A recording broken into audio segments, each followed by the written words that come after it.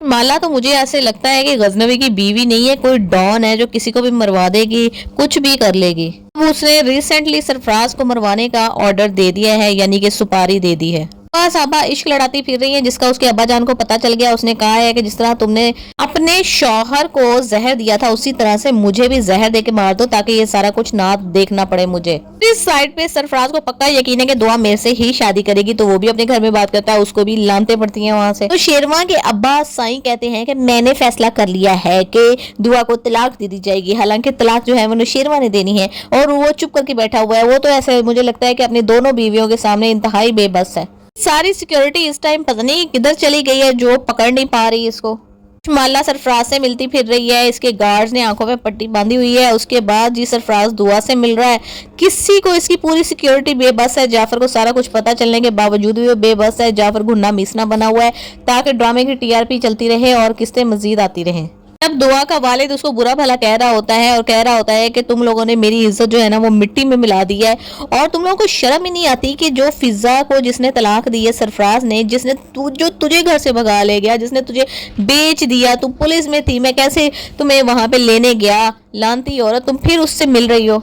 किस कदर ढटाई से दुआ कह रही है कि मेरे ऊपर ट्रस्ट करें, मेरे पे यकीन रखें। ये जो आप देख रहे हैं ना, ये ऐसा नहीं है, ये सारा सीन गलत है जो आप देख रहे हैं, ऐसा असल जिंदगी में कहाँ होता है। अगर सरफराज कशमाला की सारी बातें रिकॉर्ड कर सकता है तो वो दुआ की कोई बात भी रिकॉर्ड नहीं कर सकता। दुआ उसे फोन पे कह रही है, कॉन्फिडेंस चेक करें, उसको फोन पे कह रही है कि मैं तो तुमसे ही मोहब्बत करती थी शुरू से, और मैं तुमसे ही शादी करूंगी, बस ये इसका बच्चा है मेरे पेट में, ये मैं इसको दे दूं, फिर तो मैं रेडी हूँ तुमसे शादी करने के लिए। फिर जब उससे मिलने के लिए आती है, वो सामने टेबल पर बैठा हुआ है, जब कशमाला की आवाज उसको सुनवा रहा है, उसकी रिकॉर्डिंग सुनवा रहा है, तो वो फोन वाजे अपने फोन को टर्न करके उसका स्पीकर उस साइड पे करती है। तो सरफराज इतना भोला काका छूना बच्चा बन जाता है कि उसको पता ही नहीं चलता। फिर उसको कहती है कि मेरे नाम पे तो सिर्फ नौशेरवा ने एक मकान ही किया है, तो उसकी बाकी दौलत और जायदाद किस तरीके से हथियानी है। ये एक बहुत ही बड़ा डायलॉग था जो कि उसने बोला था और जो कि सबूत था। फिर इसने इसको भी रिकॉर्ड नहीं किया, हालांकि इसने तो कशमाला से पैसे लेने हैं। पिछले कई एपिसोड से हम ये इंतजार कर रहे हैं कि जाफर कुछ बोले, जाफर कुछ बोले, क्योंकि जाफर के पास तमाम सबूत, तमाम वीडियोस मौजूद हैं।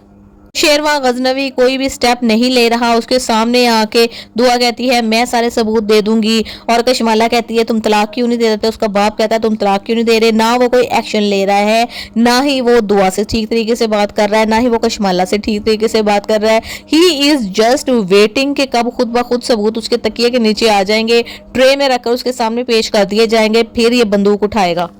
सुंबुल की अम्मा के साथ जो भी होता है ये मकाफाते अमल है, और शेर को सवा शेर हमेशा जरूर ही टकराता है। जिस तरीके से ये समझते थे ना, जिस तरीके से इसने फिजा की अगले दिन ही बेइज्जती की थी दुआ की वजह से, उसी तरीके से इसकी अपनी बेटी की बेइज्जती ठीक शादी के अगले दिन फर्स्ट मॉर्निंग पे हो रही है। फिर इन दोनों माँ बेटी की कुजी जैसी शक्लें देखने वाली थी और ये समझ रही थी कि हमारे साथ तो बहुत बेइंसाफी हो रही है।